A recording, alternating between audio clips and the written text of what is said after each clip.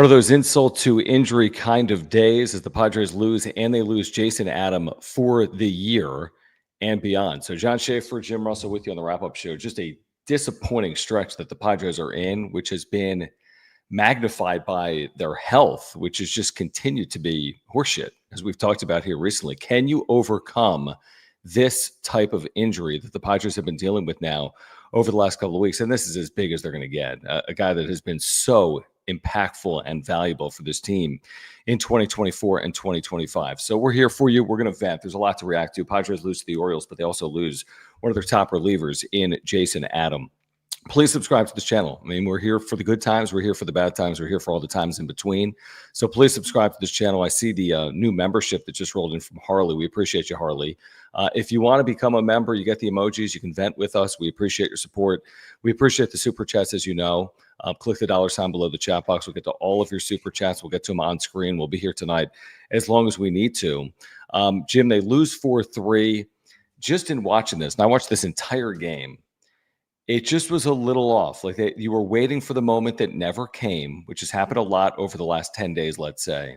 We said yesterday, if they don't win today, you know the excuse is going to be, well, we traveled and it's a day game. And, you know, we've been playing a lot of baseball recently. That's exactly what happened. But, I mean, in all honesty, we'll get into the game. But losing Jason Adam in the manner in which they did, how do you overcome that mentally? From a team perspective, what that means for you in October. They will play in October. What does it mean for them? It's just a massive loss for the Padres on the first day of September. Well, you took the strength of your team and it just got worse. You know, it doesn't mean that this is now a bad bullpen. They still have 4 legit guys in the back. I mean, if they didn't get Mason Miller at the deadline, where would they be? Again, we'll see how Mason Miller pans out. Look, it's just a massive blow. I mean, the loss today was just insult to injury.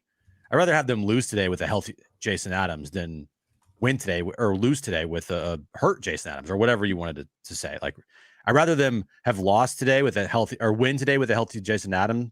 Wait, what am I trying to say? What the hell are you saying? You sound like an idiot. I love this. Keep doing this because they fucking lost the game. I don't know. So you can't have them rather lose. They did lose. I know they lost. It's like, I'd rather they lose, but he's healthy. Well, yeah, I'd rather them win the World Series with no players than not win the World Series with the best team ever. How about this? It fucking sucks that Jason Adams is out for the year now. How about that? What the fuck was Jim trying to say? Put it in the chat. I don't know. It made no sense. Now you're muted, you moron.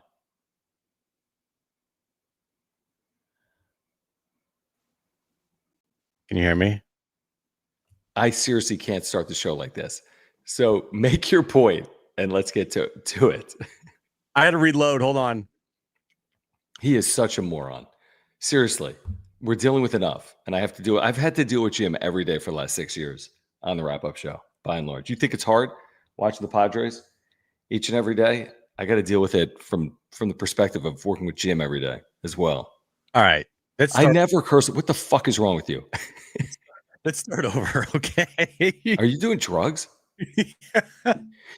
I would have let you get away with it if you just on your 8th time didn't stumble through. I'd rather lose with Jason Adams than win with Jason Adams. And then I'd rather win with Jason Adams than lose with Jason Adam. And then I'd rather win than lose. You're like, wait, what? I don't know. It's a massive loss. You're talking about a guy that they were going to turn to like 80 times this year that basically protected every single lead that you could use in the 5th, 7th, or 8th inning all year long. And to lose him in a game like this, in this type of manner, is just so incredibly deflating. And the team wasn't playing well anyway.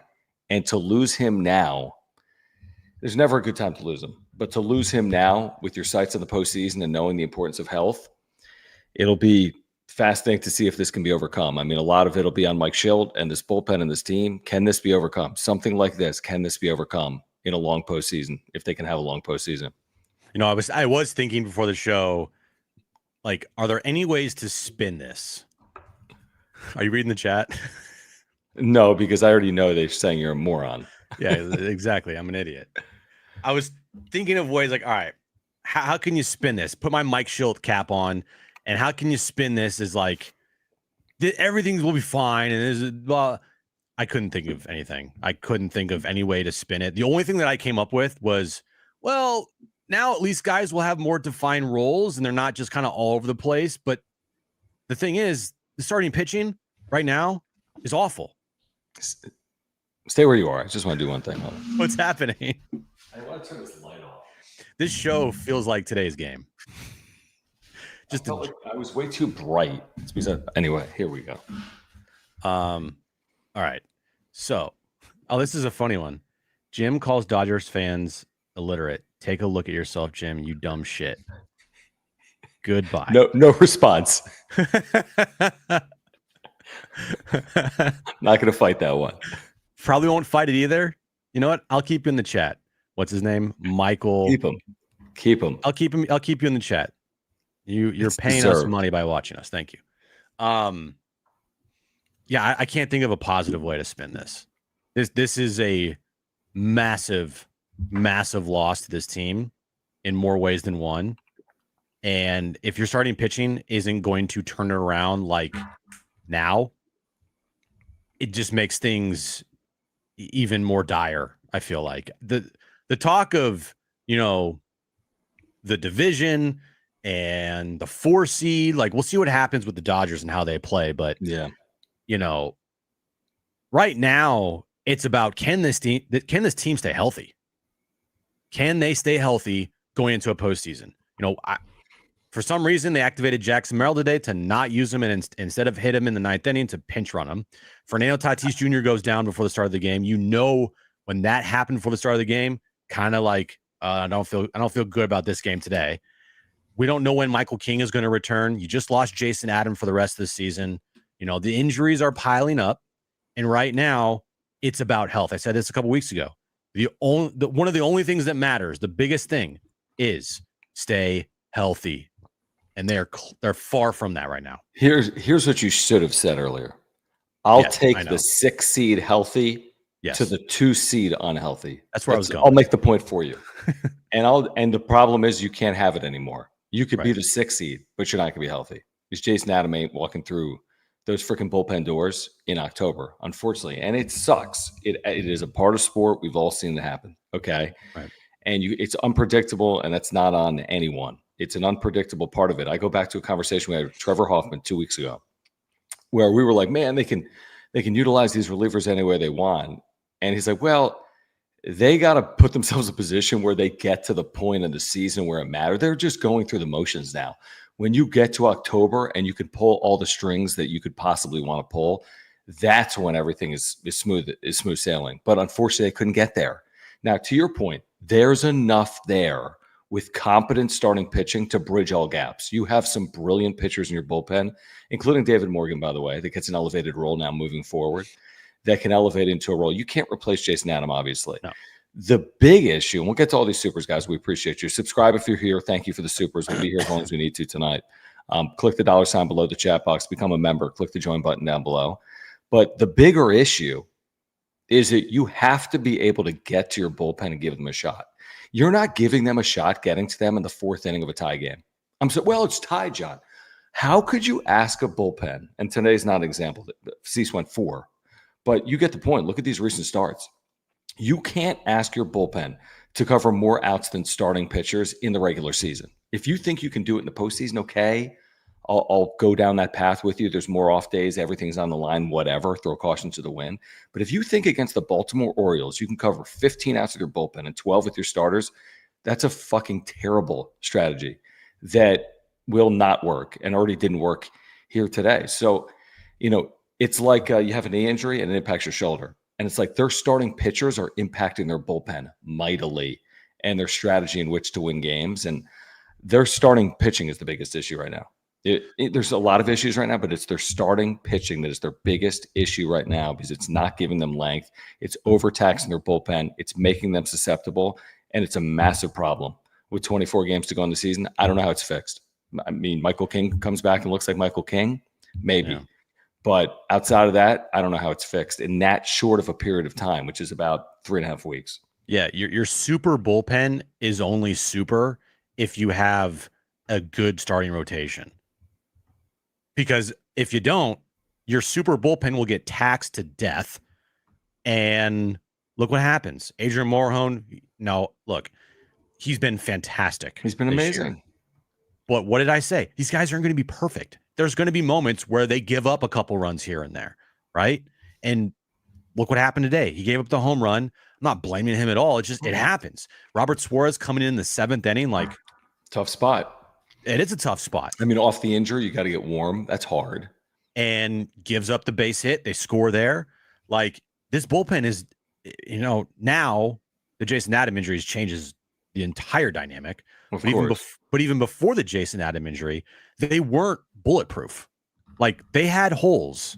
There were chinks in the armor. They weren't like this unhittable bullpen. They at times were very hittable. Some guys in the bullpen were unhittable, but for the most part, their bullpen wasn't this like, well, they have a 1-run lead in the 4th. They go to the bullpen, game over. Like, that wasn't the case for most of the month of August. Like, there were some times where you're like, this is kind of scary right here. 100%. I mean, and now, with the injury to Adam, your rotation just being a complete shit show, your offense just playing like it's, they want to set the single season record for most bunt attempts in the year. It's guys injured. This is a tough time, and I don't want to hear any excuses because their schedule is extremely light. But at the same time, it doesn't feel that way at this moment. It doesn't feel like they have a light schedule. It feels like every game is going to be tough for them. Yeah, you can't. Here's the thing. You're not going to get bailed out by a schedule. You still have to play well enough. I mean, some of these teams you're playing, they don't really have any desire. Here's the thing. You're playing tight and they have nothing on the line. So all of a sudden you get into a game where it's the 7th inning and it's tied and like Baltimore's free and loose and the Padres are playing like it's game 5 of the World Series. And that's going to continue throughout this month. Now, there's also going to be nights like what happened the other day with Minnesota where they just punt on a game and give up 7 runs in an inning because they have nothing behind that pitcher in their bullpen. But listen, the Padres are not in jeopardy of missing the postseason. The Padres are in jeopardy of not being where we thought they'd be in the postseason. Right. That's the thing. They're not in jeopardy of missing the postseason. If they miss the postseason, then fuck, right? Everything changes. But there's still 6+ games up in a playoff spot. I'm not going to go down that path. I'm just not going to do it. They still have, a 90+% chance of making the postseason. Again, do I get in a plane that has 90% chance of landing? No. But they've got a better than 90% chance of making the postseason. Listen, things happen in the postseason. Teams get hot, lightning in a bottle. It can happen. But again, you want to be well situated. And I think that's hard pressed to imagine. I mean, look at it like this, and we'll get to the Supers, Jim. To secure like a 2, 3, 4 seed, tell me I'm crazy. I think it takes like 17-7 to feel good. Because you're 3 games behind the Cubs. You're 3 losses behind the Dodgers without the tiebreaker. So just from a loss perspective, you're 4 games back from a loss. Now, they still have a game to play. Right. But right now, as we sit here, you're 4 losses behind them. How can you feel like you're going to win the division? I mean, you go 17-7, they could still easily win this division. So I think it takes something like 17-7, 18-6, and I just don't see it. I don't see it right now from this team, and I hope I'm wrong. Yeah, I mean, look, they had 93 wins last year. The 17-8 mark now for the month because they lost today. Yep. They went 17-8 in the month. I said this the other day.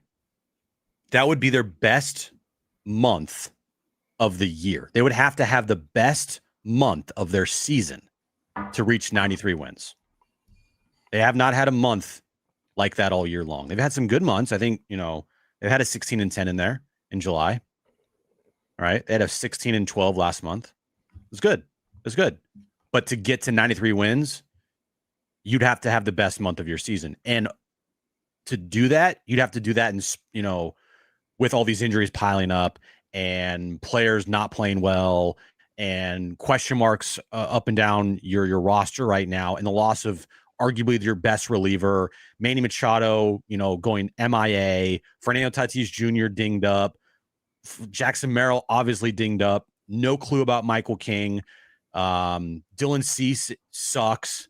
And the rest of your rotation, other than Nick Pivetta, is just a toss-up every single game.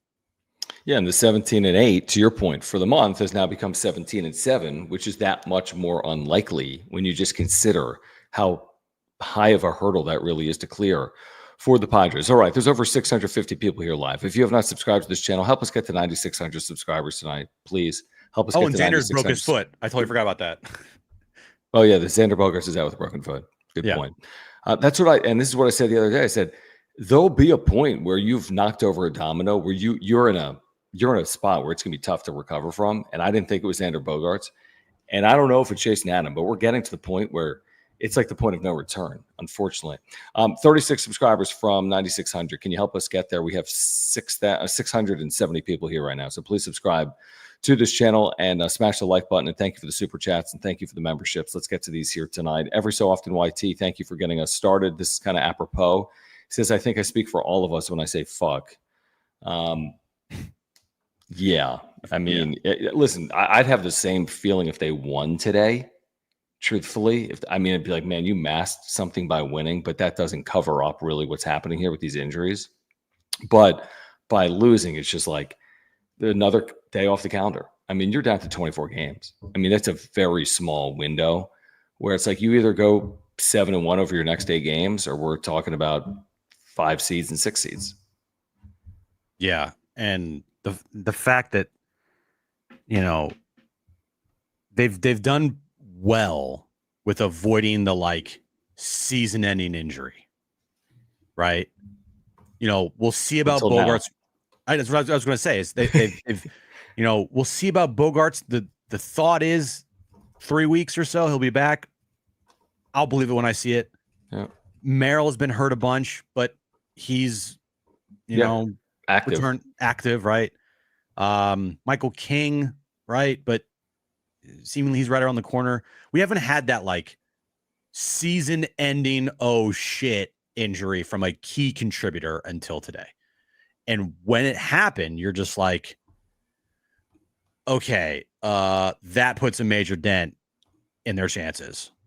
Even if they do finish off the month of September well, I can't help but think of how big of a loss one of, if not the best relievers, one of the best relievers in baseball is not going to be pitching for you in October. That's just such a massive blow to this team. And it takes what have we said this month too? They still haven't even established roles for the relievers. Right. And you're playing guys out of position. And now you're going to be doing that once again, because you're going to be asking guys to do stuff that they haven't necessarily done this year, because Adam has been such a constant for this team in 7th and 8th innings. And it just feels like you're going to be playing out of position, so to speak, and asking more of others, which is part of sports. And we'll see if they can capitalize on that or not. JD's third, appreciate you, man. Thank you for the super. He says there is no such thing as an easy schedule with the Padres baseball. We need to stop thinking that and banking on home record. Winners find solutions. I mean, I think at this point of the year, it's probably fair. You can't just solely bank on easy schedule. What's that even mean in the postseason? Because you're not playing an easy schedule in the postseason. I do think they'll be fine ultimately at home. I think they'll win home games. I don't think all of a sudden the wheels fall off at home. They're 20 games over 500. I don't think this changes that necessarily. But it's concerning, Jim. I mean, this is a little bit of a teeter point. This is not the series you want to lose. This is not the stretch you don't want to take advantage of. You don't want to allow this to continue. 2-6 in your last 8, 1-3 in your last 4 against the Twins and the Orioles, the worst 2 teams in the American League by record. So it has to halt immediately, not a day from now, or like game 2 of this series. They need to play well to get some of the bad vibes out and some type of positivity momentum moving forward. I'm telling you, it's important to win game 2 tomorrow. I'll tell you this, if Tyler Wells, who is starting tomorrow for the Orioles, making a season debut for the team, I'm guessing he's returning from some type of injury. I don't know, but I know he's making his season debut tomorrow for the Orioles, and he's got a career 4 ERA, which is fine, but still, season debut tomorrow. My guess is throw 60 pitches. Yeah, my guess is he's coming off an injury. If you can't put up at minimum 5 runs tomorrow against the Orioles, I mean, the confidence in this team is going to be dipping day by day, faster and faster, because you got to take advantage of this schedule. And if you're not going to, then what's the point? So look, it starts tomorrow. I'm with you. I don't want to hear excuses. Like, I mean, what Mike Schultz said post game, like, shut the fuck up. You can't say we're not going to make an excuse and then immediately give it an excuse, which is the definition of like you're giving an excuse, but you can't say, oh, I'm not giving an excuse until you get. It's just so stupid hearing from Mike Schultz at times. But he also is acknowledging, which I give him credit for, that the starting pitching has been a major problem. Those words, maybe not his, or sorry, my words, maybe not his, but look, they're at least acknowledging the fact that Dylan Cease not going deep into games is an issue. The fact that Yu Darvish isn't going deep into games is an issue. And it's going to fuck this bullpen up, and they're going to be taxed even more. And guys that, aren't at the back end of your bullpen aren't going to be used because, like, you got to get to them and you got to bridge the gap. And right now, your starting rotation is making it very difficult for you to manage a game. All right, two things. Tyler Wells has not pitched since April 12th of 2024, coming off Tommy John. He hasn't pitched in 18 months. He will not go more than 2 innings tomorrow. And secondly, if he goes 2 scoreless innings tomorrow, it's time to freak out. Because I'm sorry, if a guy hasn't pitched since April 12th, 2024, 6'8", if he has any command coming back from Tommy John 18 months later, then something has gone haywire. And I do want to, by the way, we have all these supers to get to. I do want to get to this game and some of the things that played out, specifically trailing 2-0 in the second inning and getting 2 on walk, and immediately squaring to bunt. Now, ultimately, I want to say it might have been Fermin that squared initially to bunt, and I think he might have struck out ultimately, but he squared multiple times to bunt, didn't get the job done. Now, later in the inning, they'd scored 2 runs. Bryce Johnson came through, to his credit. I want to say maybe Luis Arias came through. He had 3 hits in this game before striking out there with 2 outs in the 9th inning. But, like, you're playing the Baltimore Orioles at home and some rando making his second start of the year, and you're treating the game like it's the 6th game of the National League Championship Series where every single out and run is at such a damn premium that you have to maximize chances in the second inning. What are you doing? Play loose and free and play for a 3 or 4 or 5 run inning. And if it doesn't happen, who the hell cares? Why on earth are you bunting Freddie Fermin with 2 on and nobody out in the second inning of a 2-0 game? I mean, they're almost outsmarting themselves, and they're like, well, we're going to get ourselves in a position where this is what we're going to do in the postseason, so let's get good at it now. What are you doing? It's not the postseason. It's an Orioles home game on a Monday at 3 p.m. Swing away, play baseball. I think Schultz been awful the last 3 weeks or so. I mean, if you want to go back to the trade deadline, I think Mike Schultz been awful, like flat out awful. His moves have been head scratching, and every time he does something, it's like, huh? The bunting stuff, I agree with you. It's ridiculous. Why are you doing that against the Orioles? You have to go out there and impose your will. You're a better team. You're a way better roster than them. Go out and play free and easy. You've turned Freddie Fermin into it. If you're going to turn Freddie Fermin into just a sack bunt guy, you should have kept Martin Maldonado, and what actually did resign today. But you get my point. You should have just not traded away Kolek and Bergert and just kept Maldonado, because if you're going to have your catcher be a guy that just bunts all the time, then what's the point of trading away those 2 starting pitchers that could have probably helped you right now in your rotation? It just Mike Schultz, I think.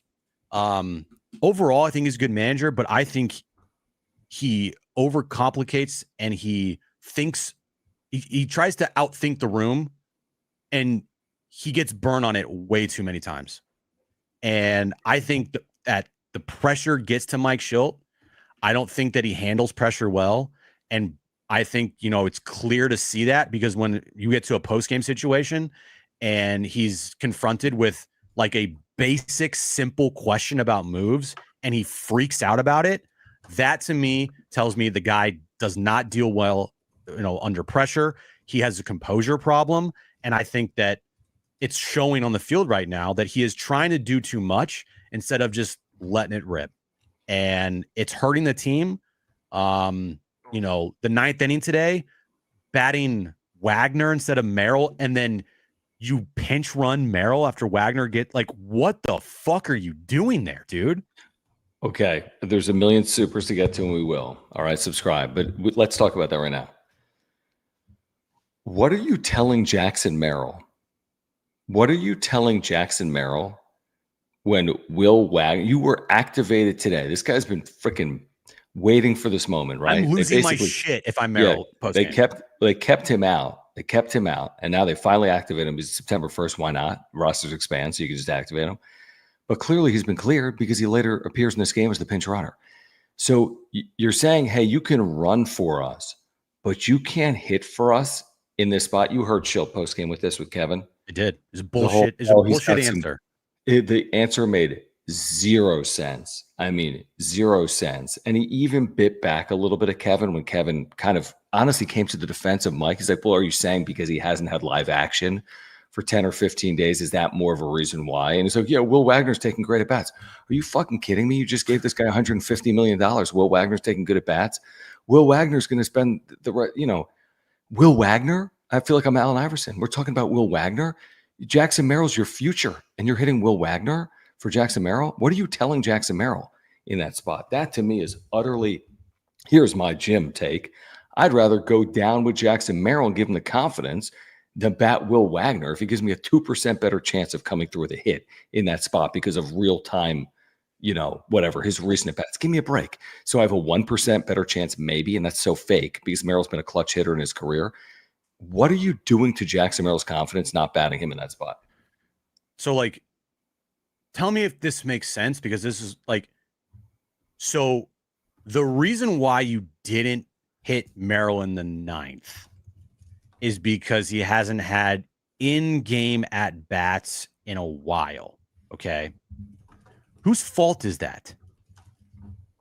That's the organization's fault for sending him to fucking Arizona and going and getting BP against some rando and not letting him go play a rehab game. So that's your fault, Padres. Number two, if you're saying that he's not ready for live BP, live, game action, why are you starting him tomorrow? Yeah, one day. Yeah. So you're going to start Jackson Merrill tomorrow. So what was the big issue with hitting him in the ninth inning? And to say that this kid Wagner has put it together good at bats, give me a fucking break. Okay. That's ridiculous. Ridiculous. That was such a idiotic move on Mike Schultz's part. And he tried to weasel his way out of it by answering some bullshit question and saying some bullshit thing. I'm sorry, dude. Mike Schultz, man. It was insane. It's insane. That was insane. I mean, but here's the other thing he's saying. He's like, yeah, we really liked him again. We liked Wagner against Aiken because Aiken has reverse splits, left-handed reliever for the Orioles. Shut the if he's got fuck reverse up. Fucking splits, then bat Jackson Merrill. Because guess what? Merrill's a left-handed hitter. So don't sell me on Will Wagner being the better option there because Aiken has reverse splits and lefties hit him better than righties. Even though that answer, let me be clear here. That answer in New York would be eaten alive. Eaten alive. He should not be able to get away with that answer. And I'm with you. I think Mike Schultz done a good enough job managing this team. I think by and large he's made good in-game decisions, although I'm beginning to question that over the last 10 or 15 games. But that to me is inexcusable, that type of response, because it makes 0 sense. All right, let's get to some of these supers. Please subscribe. 730 of you are here live. So let's get to 9,600 subscribers. Please subscribe to this channel. And thank you for the super chats. Click the $ sign below the chat box. There's a lot to react to as the Padres lose to the Orioles, lose Jason Adam. Martin, thank you, man. He says, I just don't think they are a team to make a run, and there's a chance they don't make it. They look very low energy, and the injuries keep piling up. I mean, a chance they don't make it, I think, is probably a bridge too far September 1st. If they lose their next 5 games, sure. But I'm not at that point, Jim, but certainly it looks concerning for like a postseason run as we sit here right now. I'm not even entertaining that as a possibility, because if that were to happen, I don't even know where to begin. If that were to happen, like the easy thing to say is, "Oh, heads will roll." They just signed Mike Schill to an extension. Are you going to get rid of AJ Preller with 1 year left on his deal? Don't even go down the path. Fangraph says 98.5%. No, I'm not. I don't think I'm it's just, worth entertaining. I'm not. But look, the 6th seed, absolutely in play. Mets are 2 behind. You play them 3 times in September on the road in New York. You also play the Reds for 3 games at home. You're playing like dog shit right now. You have a manager that's scared.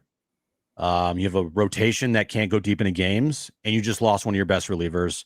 And Manny Machado has completely disappeared. You lost your starting shortstop for potentially the rest of the season, and you have a right fielder with a gimpy hamstring and a center fielder who the team doesn't want to have hit in the 9th inning and still probably dealing with an ankle injury.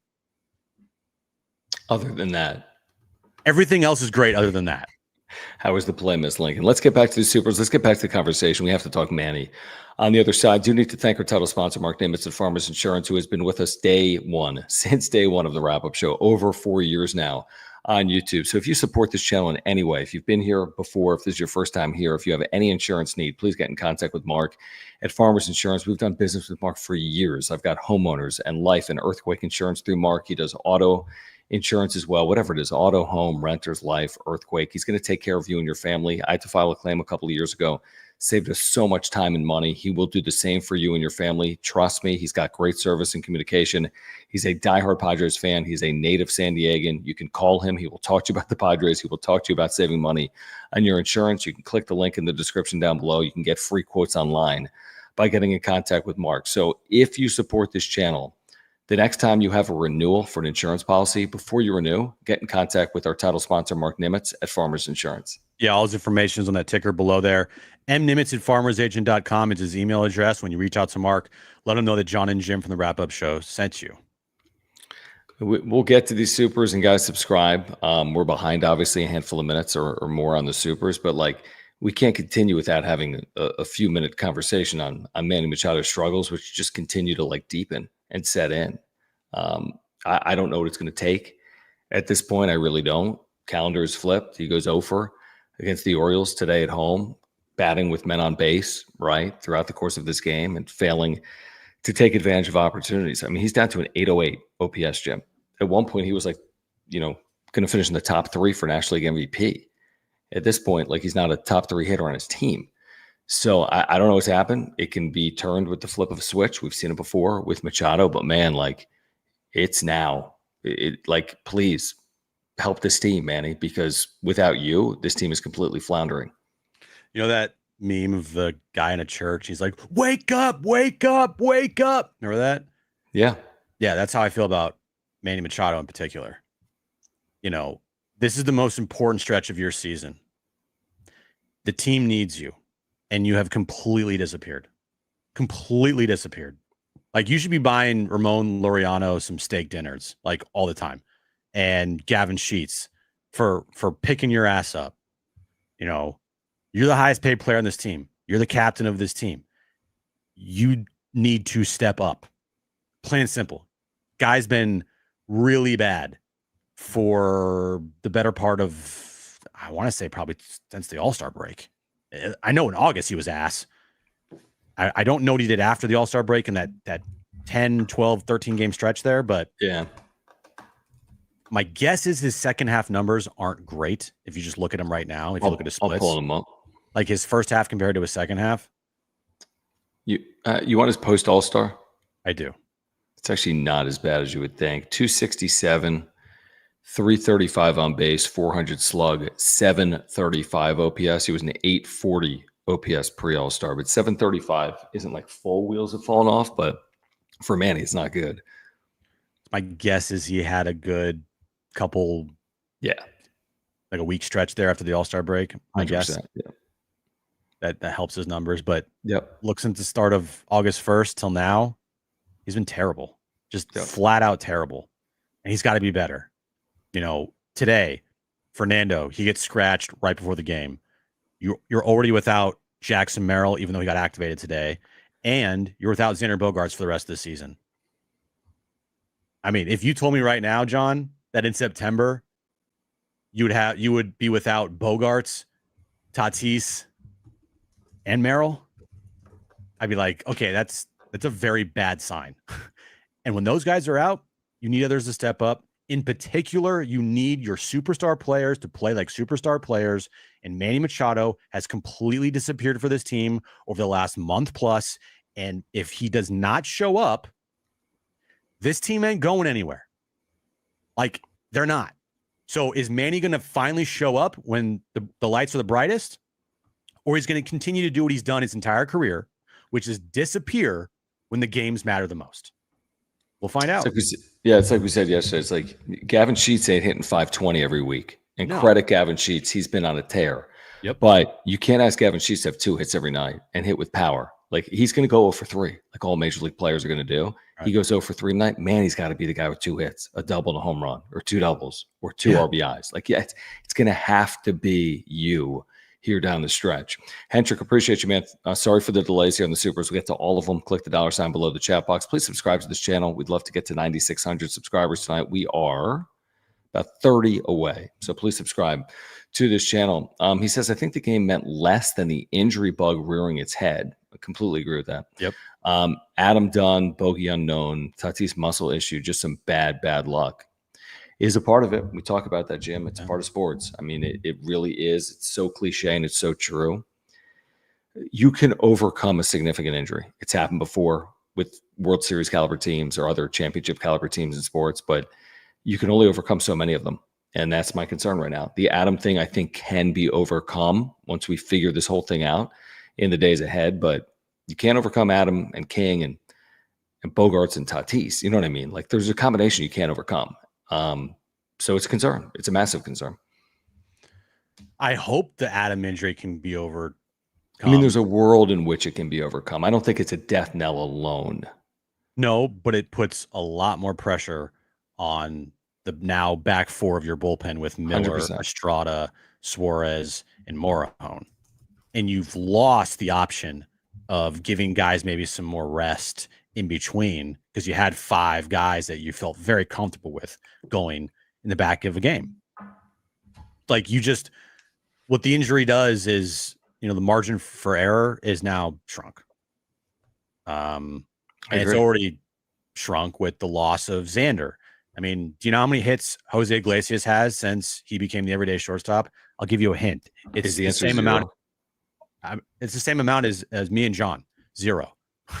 But he plays great defense. I don't get, hit the fucking baseball. Like, I mean, Jesus Christ. Freddie Fermin, he's turned into Martin Maldonado at the plate. Well, that's because they bunt him every second. I know they make him bunt and sacrifice bunt every time. This team plays scared over the last 3 weeks. They bunt way too much. Yeah, man, it feels like the sky's falling. I know I'm talking like it's the sky's falling, but hopefully it's just like a wake up call these last couple of weeks for this team, because if they don't wake up here soon and start playing some better baseball and stop, getting managed like they're in the 1950s, like they're going to be sweating this thing out to the very end. I can tell you that. Hopefully not. I mean, hopefully not. But it's possible. It's possible. I'm still hopeful that's not the case in terms of sweating out a playoff spot. JD's third, thank you, man. He says we need to talk about Manny. No excuses, Captain. We did for you. You just heard us talk about Manny for 5 minutes. So I don't even know what he's saying. Is he talking to the media over the last 2? He said they were in a great spot the other day. He said we're in a great spot. You did. You're right. Coming out of Minnesota, he said they were in a great spot in the standings. Do something. They're going to start playing good baseball. Go out and do something. By the way, looking at today real quick. Yeah. The Orioles starter who was making his second start, Bradish, He goes 4 innings, which means the Orioles bullpen had to cover 5 innings. They're 26th in baseball in ERA. I know. And their bullpen looked like it was the 2014 Royals. Better. I mean, they allowed an unearned run. By the way, the Padres had 4 outs in the 9th inning. How about that throw? The throw extends the game as he pulls the first baseman off the bag, or Mayo makes like the worst play in baseball history. He just like leaves the bag. Right. The game, you're given a 4th out in the inning. You have Luis Ariz. And by the way, tonight's not on Ariz. He had 3 hits. And then Ariz, of all people, strikes out to end the game. It's like they handed you opportunities against this shit bullpen. They gave you 4 outs in the 9th inning. You had a base runner. You had the winning run at the plate. Just couldn't capitalize. I mean, it's just it's hard to watch. And sorry, go. What do you got?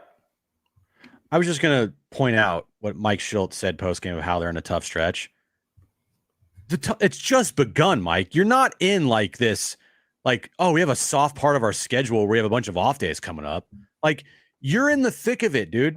You're in the thick of it. Every game matters so much. You're going to be playing a lot of baseball. Now, you have an off day on Thursday, but you had an off day last Thursday. So, again, I don't want to hear excuse of how you're in a tough part of your schedule. Like, this is not a tough part of your schedule. No, it's the soft part of the schedule. Oh, but we're playing at 3:40 in the afternoon. You chose the start time. I mean, the Padres picked the start time. It's Labor Day. And you played yesterday morning. Give me a break, Mike. Stop. Played yesterday morning in Minnesota. You didn't play last night in Philadelphia. You played yesterday morning. Yeah, exactly. In the chat, it's a cop out. Every team's tired this time of the year. It's a cop out. LLM, thank you, man. He says Martin Maldonado is back. All is good. Yes, they have signed him to a minor league deal, which I believe means is he active if necessary for the postseason? I don't know. Who cares? I think he had to make moves by today or tomorrow for guys to be active for the postseason. Okay, so great. He's back if necessary. Great. Awesome. Who gives? Yeah, who awesome. cares? Carnivorous, appreciate you, man. Thank you for the super. He says, give up on the division title. This team just doesn't have the energy or health to catch the Dodgers. Take our chances as a healthy, rested 4 or 5 seed. I get the take. I mean, I tend to agree. If you're healthy, I'll take that 4 or 5 over an unhealthy 2-3. Although it sounds kind of like revisionist history a little bit to say it that way. But I mean, the thing is, Jim, the Dodgers have not been good. Mm-hmm. They lost a home series to the Diamondbacks. They've split a 4-game series with the Rockies. Right. You know, they're not playing well, so I can't fully write it off. Maybe that's me being foolish. Maybe that's me naive. I get it. I understand it. It's becoming unlikely. I fully get it. I'm not sitting here saying like buy your freaking, division winner t-shirts tomorrow. But I don't know. They got to go take it is what I would say. I'm talking about the Dodgers. If the Dodgers win their next 5 games, I'll write it off. Simple as that. Dodgers win their next 5 games, I'll write it off. If they win 6 of 7, I'll write it off. But until it happens, I'll wait on that. Here's the thing about the health conversation. There's no more like, oh, when this team gets fully healthy. This team has lost a key piece for the rest of the year. So even if you get Xander back and you get King back, right? You have Manny, they're still not fully healthy because you're without Jason Adams, one of your all-star relievers. So because of that injury, there's not one point for the rest of the season where they will be a fully healthy roster. They had like 5 days of a fully healthy roster when Michael King was back, and then they immediately put him back on the IL. What's going on over there? I was dropping things. Okay. So yeah, they're not going to be fully healthy again. They're going to deal with injuries just like every other team. And can they overcome it is the question. But if you were to say, like, where would you not want to have a major injury happen? For me, it's, it wouldn't take me long before I got to the bullpen because that is your biggest strength. And when you are subtracting from your biggest strength, now I mean, they're still good, but that was something that was like an outlier from every other team was your bullpen. Now, can you say that? No, and I hate a day like today too because you lose Adam, of course, but then you lose a game with Adrian Morejon and Robert Suarez pitching, right? And now again, like you said, you got your 4 top guys. They have more than that, especially in the regular season. But like, you're not gonna see Morejon tomorrow. Got to be cautious. I mean, you can't play the game that we all think they can play. Oh, you got these 5 horsemen, just use them in any capacity you want. No, you need them in October. Adrian Morejon's made 65 appearances. It's a big number. Jason Adam today, it was his 65th appearance.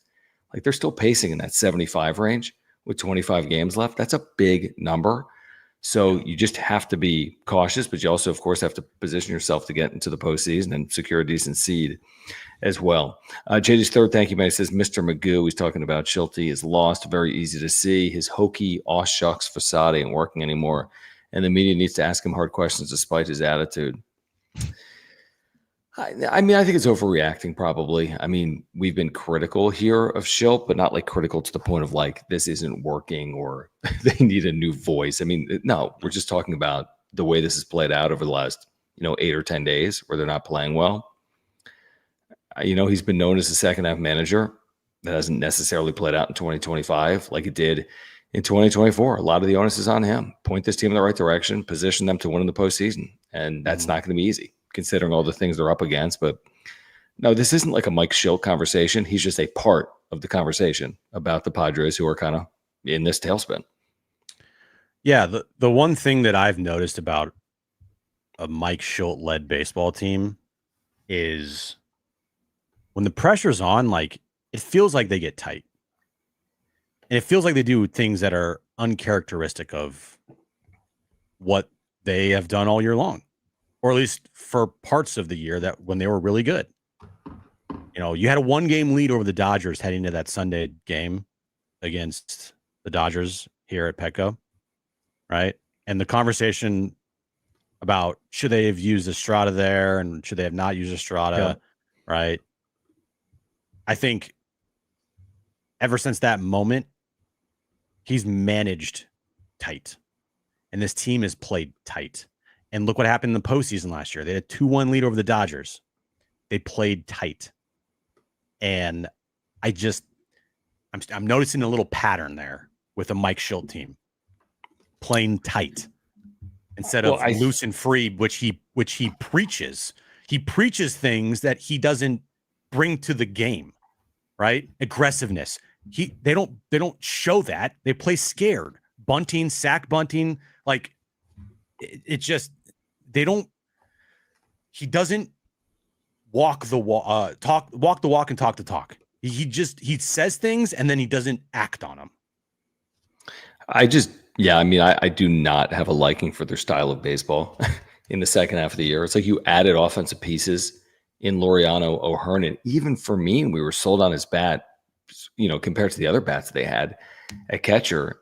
And yet they've gone back to like 2014, win a game 2-1, which again, I understand it. It's good in theory, and then it's hard to execute on. And we've seen that here throughout the month of August. And I get you can win postseason games with good situational hitting, moving guys over, using your bullpen, getting good starting pitching. But it's just, I don't know. To me, it doesn't make any sense against teams like Minnesota and Baltimore, and they've used it the last 4 days, and they're 1-3 in those 4 games. Evan, appreciate you, man. He says Machado's old / out of shape.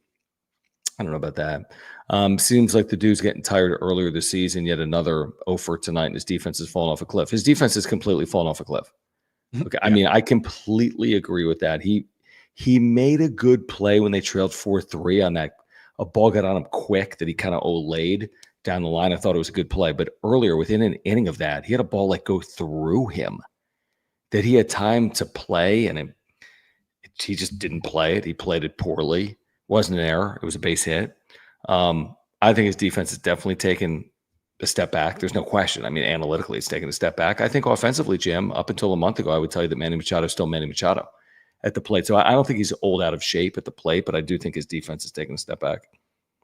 He can still make some great defensive plays. He can. But yeah, I don't consider him to be this like vacuum over there like he used to be. Like I would consider Jose Iglesias a better defensive third baseman than Manny Machado this year. But doesn't mean he's still not good. He's just not. I'm looking at Savant. He's not as good as he used to be. And there's a very high standard for Manny Machado at third base defensively. And, unfortunately, he's not up to that standard anymore. But still, even though he's not up to his own standard at third base, he's still better than like 95% of third basemen in baseball defensively, I think. I don't know. I honestly would love to know. I don't know if he is, dude. I really don't. I mean, according to this, it is telling though the that bond page is not. It is telling that, there's a player on his team that's better defensively at third base than he is. He's not an everyday player. Again, I don't think he's like some liability. I just think that his defense is. I think when he locks in, overhyped. I think when he locks in, I think he still can make every play, and then he'll also make the crazy play too. He's made some good plays. I'd rather almost have the consistent Manny than the flashy Manny, because I feel like he hasn't been consistent. He can still make flashy plays, but I don't think he's made a consistent good play over and over again. Here in 2025, like he would make like in 2020 or 2021, a handful of years ago. Guys, make sure to use our promo code Padres the next time you're at a Lucky Box vending machine. You're going to get $5 off, and you could walk away with a card like this, a Fernando Tatis Jr. Auto 10 that we walked away with when we were in Vegas back in July. If you haven't gotten to one of these as of yet, you're going to love them the next time you see them. They're in Las Vegas. There's like 15 or 20 of these Lucky Box mystery vending machines in Las Vegas. They're also coming to Southern California, San Diego, LA.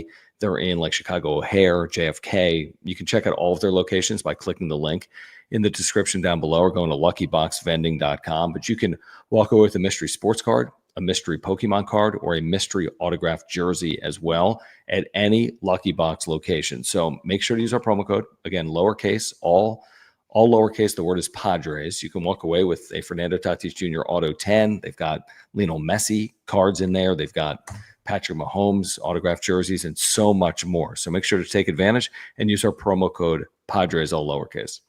Yeah, if you want to become an exclusive loyalty member, just sign up now by going to luckyboxvending.com or scanning a QR code at any machine in the country. You can get insider perks, early location drops, and exclusive giveaways. It's free to sign up. Just use your email and your phone number. Again, go to luckyboxvending.com to become a Golden Ticket Club exclusive loyalty member now. All right, let's get back to it, guys. Please subscribe. We're about 30 subscribers away from 9,600, 32 actually. So please subscribe here on Content for Padres fans. And thank you for the super chats. Click the $ below the chat box. Thank you for the memberships. If you want the emojis and the badges, click the join button down below. Hendrick, appreciate you, man. He says, need to unleash King.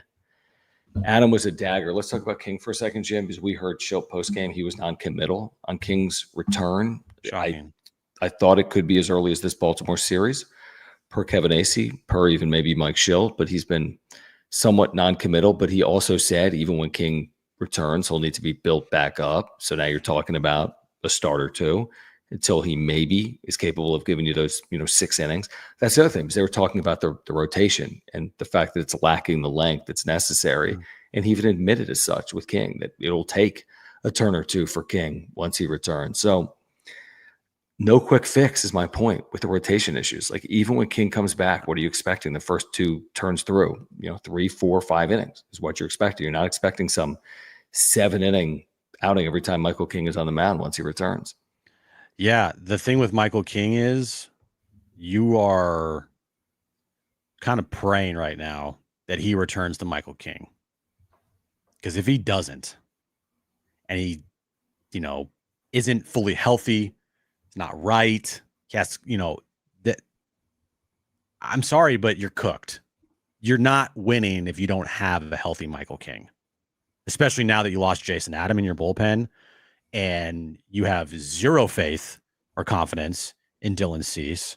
And then after that, like Darvish, okay, he's up and down and all over the place. And then Cortez, give me a break. You got one starter that you can rely on in this rotation right now. You need Michael King in the worst way. So when he returns, whenever he returns, first start, yeah, they'll have him on a pitch count, obviously. But after that, like you're going to need to look like Michael King.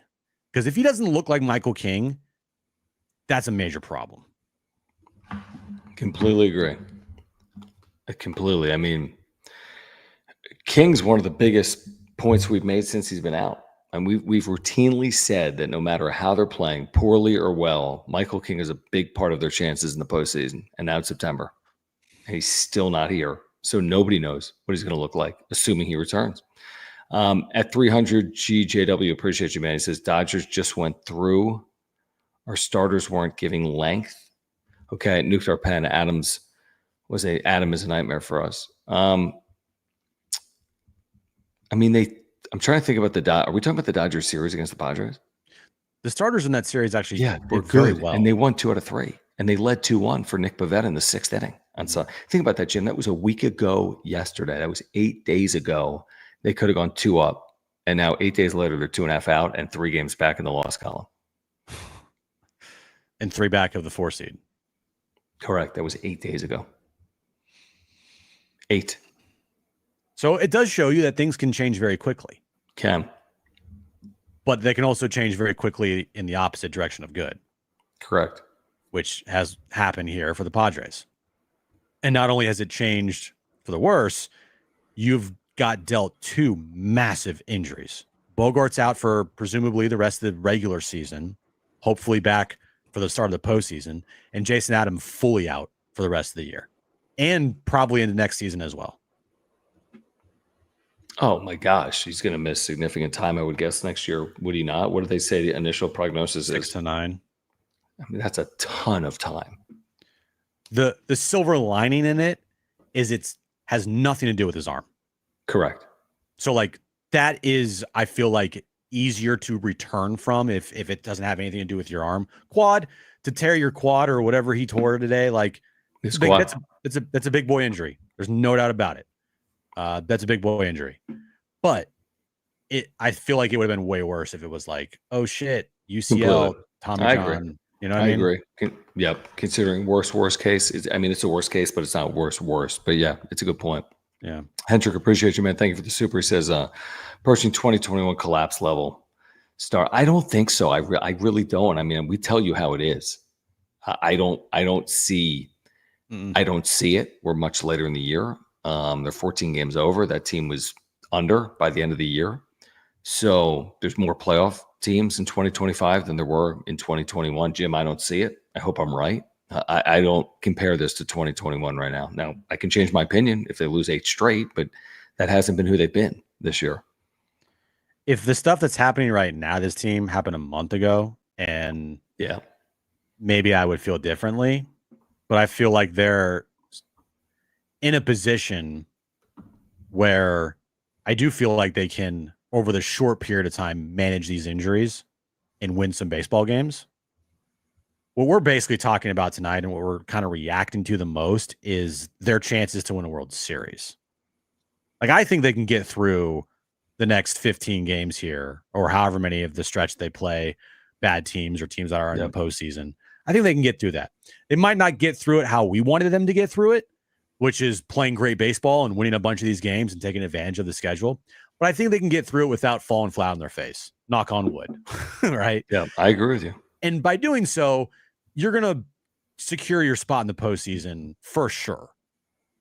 So 2021, the collapse started. I mean, that started probably in July-ish. Yeah. Because it started in July, and it just was a slow burn until this team just died in September. This thing is a gut punch for sure. The injuries that have piled up, the losing, the not playing good baseball, the not dealing with pressure well, your manager being a crazy person and making all these weird moves. But I still think that they're good enough to get through these next 15 games or so to put themselves in a good position to make the postseason. And I don't think there's a collapse coming. Knock on wood. I agree with you. I mean, I'm not going to go panic because, I mean, what's their record in their last 10 games? 4-6. You know, I mean, I don't think it's not 0-8. Yes, they're 2-6 in their last 8, but they'd won the 2 games before that. You get my point. They were 14-3 before this recent stretch. Like, it's not a full 2021 was a full collapse. You got guys fighting each other in the dugout. Like, right. That's not where this team is today. Now, again, nobody knows the future, but that's not where this team is. I'm sorry. Today, Wifty Cent, thank you, man, for the membership in the super. He says, where's the Mike Schilt is a second half manager crowd at? What's their record? What's their record since the All-Star break? Does anyone know? It's good. It's a good record. I want to say. Yeah, that's what I was going to say. I mean, it's not like They've been Yeah. bad. All right, so 16-12 in August, and then after the All-Star break, they went 1, 2, 3, 4, 5-5, 8-5 out of the All-Star break. So what is that? 16-12 plus 8-5. 24-17. If my math is right, which it never is. 24-17. That's a good record. It's a good record, but it also shows you just how insane last year was. Yeah, what were they 40 what were they 43-19, Jim? The last 62? They would have to essentially win out to get to the last year second half mark, right? Something like that. Not we said that out, wasn't happening. almost. Well, how many times did I say that? How many times did I say it's just not happening? I said it too. It was a lightning in a bottle situation last year. When you had a second half like they did, you can't replicate that in the following next season. That's just, you can't replicate those things. When moments like the second half happens for you and all those walk-offs and all those comebacks, right? Guys playing out of their mind, everybody stepping up, team staying healthy. Those are like lightning in a bottle type of moments that are very hard to replicate. And not to say that they still can't have a good second half this year, but to have the same second half they had last year, that's pretty much, I think, wishful thinking. Completely. And it was wishful thinking. Completely. Guys, let's get back to the conversation in a moment. I want to thank our friends over at SeatGeek. They've got a terrific offer going on for you, our viewers, right now. We've been able to hook you guys up with about $20 off your first purchase of $50 or more at SeatGeek with our promo code. That's PODSWRAP, PADSWRAP. You heard me right, $20 off your first purchase of $50 or more with promo code PADSWRAP. Just click that link in the description to download the app, have the code automatically added to your account so you can use it later. And we do want to thank our friends over at SeatGeek. And maybe you're trying to head back out there on a Tuesday evening. You can do it for a pretty decent price, right? $40 with fees. So 2 tickets, $82. Take $20 off. That's $62 for 2 tickets with fees with our promo code PODSWRAP, PADSWRAP, and again with our friends over at SeatGeek. So click that link in the description down below. Take advantage of the offer and get to Petco Park this week. And just a reminder, your tickets are fully guaranteed and instantly fulfilled in your account after purchase. All you got to do is use our promo code PODSWRAP, PADSWRAP, for $20 off your tickets at SeatGeek. That's $20 off your first purchase using our promo code PODSWRAP. Let's get to a few more supers here that have rolled in. Again, Padres lose to the Orioles at Petco in front of that massive crowd and have lost 6 of 8. And they lose Jason Adam as well for the remainder of 2025 and likely the start of 2026. All right, let's see here. This from Fuji. Thank you, man, for the super chat. He says, I've noticed that there hasn't been any Padres media questioning our starting pitching. Lack of production, some for our offense, or same for our offense. It's always on the bullpen.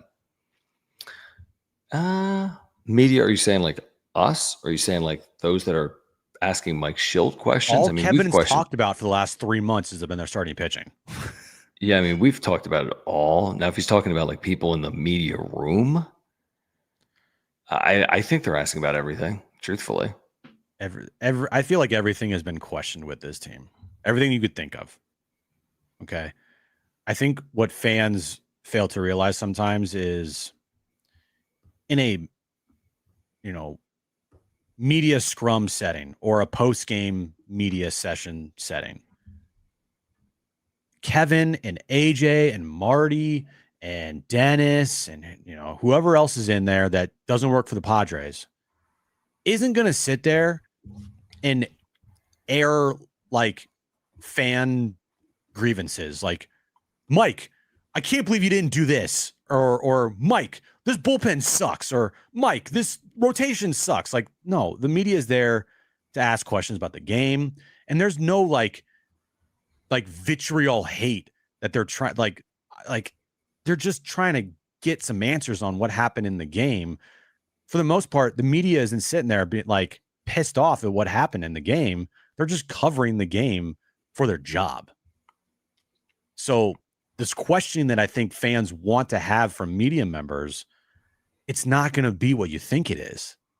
Like, they're not going to sit there and just try to argue with Mike Schilt because you're upset at his Yeah. decisions. They have a job. Right. Yeah, I agree completely. Where you at? Productions. Appreciate you, man. Thank you for the membership. Thank you for the super. He says it feels like this team hasn't had a clutch moment the last few months. The clutchness has disappeared. They need to find it soon. They are pressing hard. That's an interesting point. Like when you think about clutch moments, now they're not that far removed from 14-3. That second 14-3. So there were some clutch moments in there. I'm sorry. I'm sure Ramon Laureano's had some clutch moments. I'm sure Gavin Sheets has had some clutch moments for this team over the last month. But yeah, I mean, you go 2-6, you're going 2-6. I mean, maybe there haven't been a lot of clutch moments over the last 8 games. I would tend to agree with that. Look, there's been some clutch moments with this team. I'm just looking at their schedule recently. Off the top of my head, you guys remember Arizona when Ryan O'Hearn hit that game-tying home run in the 9th inning? That was a clutch moment. Yeah, it was. Let's see here. Do you guys? I'm trying to think. Ramon Laureano had some clutch moments with his team. Yeah. Has he not? He has. Yeah, this team has had clutch moments recently. They're just not as many as it felt like there were last year. They walked off the Mets on July 28th. So they've had clutch moments. They've had walk-off hits. It's just when last year's team had so many, and they had, how many times do you come on here and be like, man, it's going to be really hard to make a top 10, moments list for this team this year because there's like 27 moments that you could put in the top 10. You're right. This year's team, it's probably like 10. It's like 8. Yeah, it doesn't feel like there's this like abundance of like, oh my God, crazy clutch moments that you're like, there's another clutch moment. There's another clutch moment. Jim, last year in the second half, they're winning that game in the 9th inning. They're down 4-3 to the Orioles for 3 innings. A year ago, they're going to scratch across a run or two. Right. Maybe earlier this year, they're scratching across a run or two. It just feels like they've had some of those opportunities that they just haven't capitalized on. They haven't had the same propensity of like walk-off moments. They haven't overcome some of those late deficits that they did a year ago. And, I think 2024 was a better offense. Now, I thought they made this offense better with Laureano and O'Hearn. I think Sheets has absolutely played out of his mind over the last month. But again, you need Machado, you need Tatis, you need Merrill. You need a rise. They had a rise today. We had 3 hits. You know what the team last year didn't do? Sack bunt their way to death. Never. I'm sorry, but sack bunting a guy over in like the second inning or the first inning after the first batter gets on via walk is the dumbest strategy imaginable. I don't care what anybody says. I don't care I don't care how many years of baseball experience someone has. If they like try to, no, it's a dumb fucking strategy. So stop doing it. Well said. No one can convince me otherwise. Nobody can convince me otherwise. Last year. That's a good point. JD's third, appreciate you, man. He says, why are we obsessed with reaching last year's 93 wins? Isn't the goal to win the World Series? We can do that as a 5 or 6 seed. Highly unlikely, but possible. Because the 93 wins is what we're saying is necessary to win the division. Let's just say. It may or may not. You get to 93, you're talking 2 or 3 seed. That's a target number, yeah. Yeah, you get to 90, and you're talking 5 or 6 seed. That's a difference. Where you're playing, who you're playing, path. So where you're playing, who you're playing, path matters. Yep. It's not the only thing that matters, but where you're playing, who you're playing, that all matters. And, having a bye, not having a bye. 2 of the 3 World Series winners in this format have had the bye. Not all of them, but 2 of the 3 have had the bye. So I think it matters. And I think 93 is, to Jim's point, a target number that makes sense. Yeah, if the target number to win a division was 85 wins, go get 85 wins. Yeah. Right? If 85 wins meant you got the 2 seed, that's a target number we're looking at. And we don't know what number is going to get the 2 seed or win the division or, the 4 seed. We just think that 93, because 93 wins last year got you the 4 seed. So if you get to 93 wins again this year, maybe that still does get you the 4 seed again, or depending on how the Dodgers play, right? That might get you the division. So I think that's just a number that is realistic. And now having to go 17-7 in your remaining 24 to get to 93 wins feels like the path is more difficult to get there. And it's not an obsession with reaching 93 wins like last year. It's just a target number to feel comfortable about their positioning. Completely. Who's pitching tomorrow? Darvish? Over under 5 2/3. Under.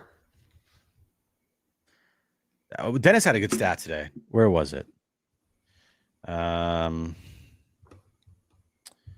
You see this? He said that this was when Adrian Morejon was warming up in the 4th inning. Said Adrian Morejon is warming up in the 4th inning. The Padres will probably remain the only team without a quality start over the last week. Yeah. You can't win games like that. You can't. And they're not they're not like the typical Rocky team where like whatever, you'll score. They're not like the 2008 Rockies where you just whatever. You just outscore people. I mean, at times in the second half they've done that, but then today they're in this like dogfight to score 3 runs with the Baltimore Orioles. So just frustrating. And again, tomorrow's another opportunity against a guy that hasn't pitched in 18 months coming off Tommy John. You've got Darvish on the mound. Is it a must win? Of course it's not, but you got to win it. Like at some point you got to get this thing pointed in the right direction. We'll see if they can do that. Yeah. Following or in game 2 of this series, guys, we do want to remind you about our friends over at Underdog Fantasy. They've got a terrific offer going on for you right now. In fact, with the NFL returning this week, if you sign up with our promo code PADSWRAP, that's PADSWRAP, you are going to get the free Saquon Barkley gimme pick. They're going to give you the free Saquon Barkley pick or Saquon Barkley pick.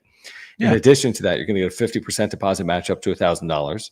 You're also going to get, if you play $5, $50 in bonus funds. This could not be simpler or easier to play. You just choose higher or lower, and you can do it across all sports, NFL, WNBA, Major League Baseball. Let's find the Padres. Let's get let down again.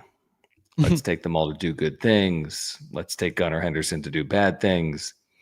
And if those things happen, $10 pays $443. You can flex it, which means you don't even have to get them all right, and you can still win money over at Underdog. So again, free gimme Saquon Barkley pick this week. They play Thursday Night Football. 50% deposit match up to $1,000. Plus, again, play $5, get $50 in bonus funds. All you got to do is use our promo code PADSWRAP, PADSWRAP. Click that link in the description down below. Yeah, the QR code above my head. If you scan it, it will take you to the App Store. Download the Underdog Fantasy app. Use our promo code when you sign up. PADSWRAP, PADSWRAP. Start playing today. Someone just asked, is there a line for Darvish? Hold on, let me just see. Darvish, 5.5 strikeouts, 3.5 hits allowed, 1.5 earned runs allowed. I don't see an innings, play higher or lower at Underdog, but that would be a good one at Underdog tomorrow. Let's talk about this for 4 hours tomorrow on the radio. John and Jim. We'll get you ready for game 2. We'll be joined by someone that covers the Orioles. We'll be joined by someone that covers the Padres. I promise you that. Whether it's Kevin Brown, the TV voice of the Orioles, or Jeff Arnold, the radio voice of the Orioles, or Annie Halburn, who covers the Padres. You get the point. We'll have multiple guests with us tomorrow, getting us ready for game 2. So join us beginning at 2 p.m. We're on San Diego Sports 760. We're on the iHeartRadio app. We're on YouTube. And then, of course, we'll be with you tomorrow night. Following game 2, not a must win, but you kind of have to get the bitter taste out of your mouth from today. Don't lose tomorrow, man. Don't lose. Don't lose tomorrow.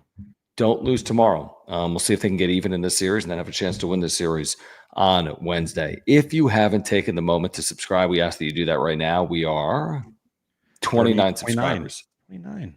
Wow. From 9,600. So if you're here live or on replay, if you wouldn't mind subscribing, we're here for you. Good times, bad times, in between, right? So please subscribe to this channel. We want to get to 10,000 subscribers this season. We need your help. In order to do that, please smash the like button for us. Please follow us on X at John Schaefer, at Jim Russell SD. If you're here on replay, thank you for the super thanks. For those that become members, thank you as well. Support our partners, Mark Nimitz at Farmers Insurance, a title sponsor, our friends at Lucky Box and Humboldt Casino, and SeatGeek and Underdog Fantasy. Padres lose Jason Adam. They lose to the Orioles 4-3. We'll catch up tomorrow on the radio at 2 p.m. tomorrow night on the wrap-up show. For Jim, I'm John. Thanks, guys.